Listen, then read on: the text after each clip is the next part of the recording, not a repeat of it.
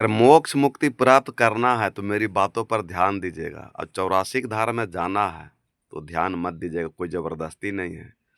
लेकिन मेरी बात पर ध्यान दीजिएगा और भीड़-भाड़ को मत देखिएगा कि साधु संत महात्मा की भीड़-भाड़ नहीं है।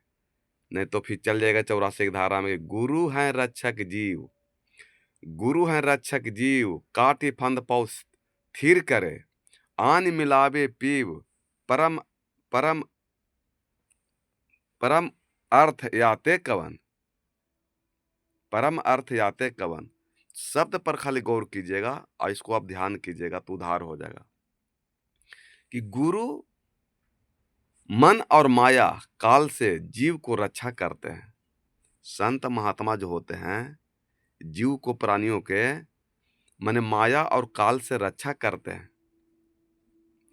तो गुरु पौ अर्थात माया के बंधन तोड़कर जीव का प्रभु रूपी परमात्मा से मिलाप करवा देते हैं।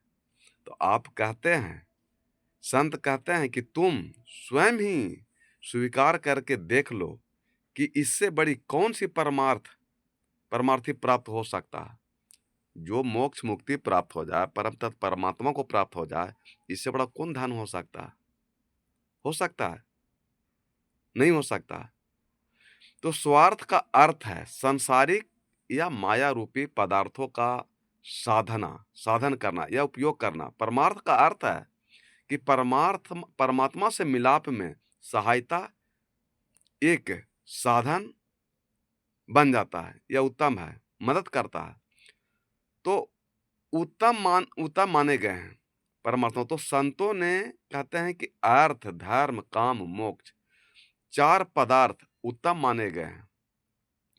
तो संत कहते हैं कि परमात्मा से मिलाप करने से बड़ा परमार्थ और क्या हो सकता है? हो सकता है जिसका परमात्मा से मिलाप हो जाता है उनको उनको अन्य किसी वस्तु की भी जरूरत नहीं रहता है। जो साधु संत महात्मा परम तत्व परमात्मा प्राप्त कर लिए, फिर वो मोह माया के जाल में नहीं फंसेंगे, कभी नहीं। उसको संसार से कोई मतलब नहीं है, वो संसार में रह करके भी वो ऊपर रहते हैं। तो जिसका परमात्मा से मिलाप हो जाता है उसके अन्य किसी वस्तु की जरूरत ही नहीं रह जाती। सारी सृष्टि उसकी दासी बन जाती है। काल और उसका माया भी उनको कुछ नहीं बिगाड़ सकता, उनको चरणों की दासी बन जाता है।